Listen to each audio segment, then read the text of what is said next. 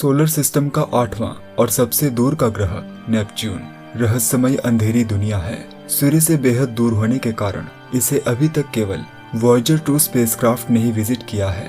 इस प्लेनेट का वायुमंडल ज्यादातर हाइड्रोजन और हीलियम से बना है, लेकिन इसका ये शानदार रंग मीथेन और दूसरे कंपोनेंट से आता है जो ऊपरी वायुमंडल में लाल रोशनी को एब्जॉर्ब करते हैं और इसे एक शानदार चमकीले नीले रंग में दिखाते हैं।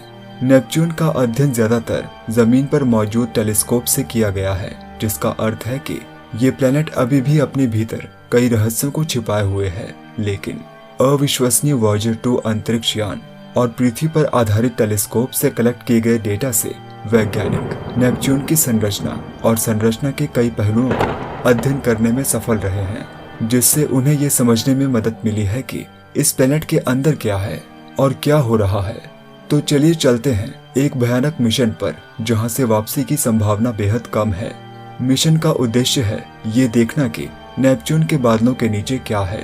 अब क्योंकि ये स्पेस मिशन किसी भी इंसान के लिए असंभव है, तो मान लीजिए हमारा स्पेसक्राफ्ट हाईली एडवांस्ड है और हम खास साइंस फिक्शन स्पेस सूट से लैस हैं, जो हमें प्लेनेट के सेंटर तक ले जाएगा और हमें नेपच्यून के विनाशकारी वातावरण से बचाएगा, जैसे कि ठंडा और झुलसा देने वाला तापमान, घातक रेडिएशन, ऑक्सीजन की कमी और भारी प्रेशर।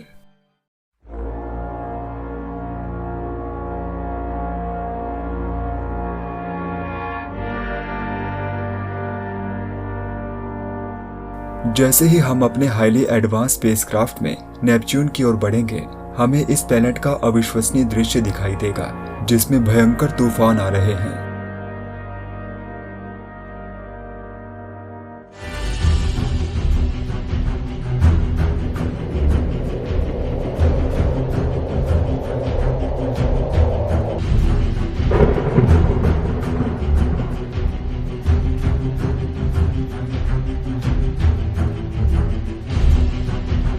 शुरुआत में सब सही रहता है, लेकिन जैसे ही हम इस प्लेनेट के ऊपरी वायुमंडल में प्रवेश करते हैं, दुर्भाग्य से तकनीकी खराबी के कारण हमारा स्पेसक्राफ्ट तबाह हो जाता है और हजारों टुकड़ों में बिखर जाता है। लेकिन सौभाग्य से हमारा हाईली एडवांस स्पेस सूट हमें बचाने में सक्षम है और हम इस प्लेनेट पर बने हुए हैं।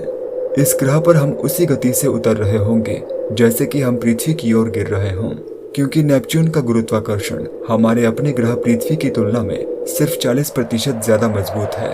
अब क्योंकि हम सूर्य से बेहद दूर हैं, बहुत कम प्रकाश सोलर सिस्टम के इस दूर के हिस्से तक पहुंचता है, इसलिए हमें आसपास का क्षेत्र पृथ्वी पर ट्विलाइट की तरह दिखाई देगा।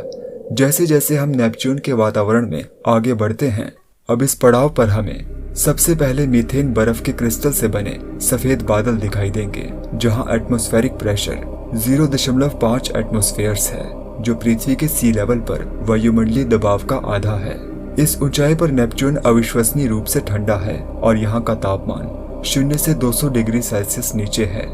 लगभग 50 किलोमीटर नीचे हम लगभग 5 एटमॉस्फेरिक प्रेशर के अमोनिया और हाइड्रोजन सल्फाइड के बादलों से बने क्षेत्र में प्रवेश करेंगे। यहाँ बादल पृथ्वी पर ध्वनि की गति से भी तेज गति से चलते हैं, और वैसे भी हमारे सोलर सिस्टम में नेपच्यून पर सबसे तेज गति से हवाएं चलती हैं, जो 2500 किलोमीटर प्रति घंटे तक की गति तक पहुंचती हैं। लेकिन अपने super science fiction space suit के कारण हम नेपच्यून ग्रह पर अभी तक बने हुए हैं और हमारी ये भयानक यात्रा जारी रहती है। नेपच्यून के घने बादलों और सूर्य से दूरी के कारण कोई भी प्रकाश इतनी गहराई में प्रवेश नहीं कर सकता और हम अपने आप को एक काले, ठंडे, एकांत वातावरण में पाते हैं, जहां भयानक हवाएं हमारे हेलमेट से टकरा रही हैं। लंबे समय तक गिरने के बाद हम नेपच्यून में 150 किलोमीटर अंदर पहुंच चुके होंगे और अब इस पड़ाव पर कड़कती बिजली की विशाल चमक हमारे अंधेरे परिवेश को रोशन करती है, जिससे हमारा दिल दहल जाता है। जैसे ही हम अपने आसपास देखते हैं, हमें पानी के सफेद बर्फीले बादल दिखाई देते हैं, जो गड़गड़ाहट पैदा कर रहे हैं।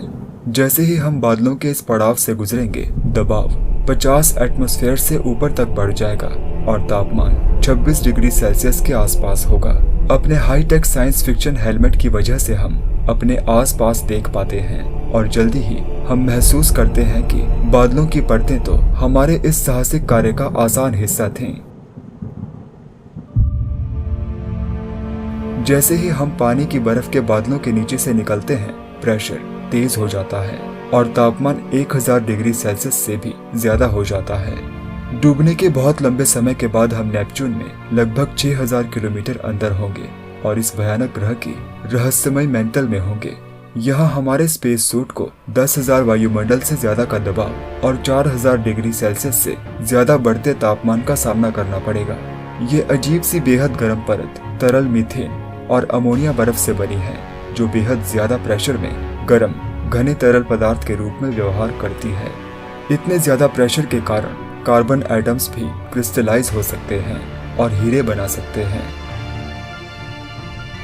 जैसे ही हम नेपच्यून के सेंटर की ओर बढ़ते हैं, ये हीरे हमारे चारों ओर चमकते हुए ओलों की तरह बरसेंगे, क्योंकि ये लिक्विड मेंटल में धीरे धीरे डूब रहे होंगे। इस घने क्षेत्र में लंबे समय तक डूबने के बाद प्रेशर और तापमान में लगातार वृद्धि के साथ हमारा ये रोमांचक सफर समाप्त हो जाएगा।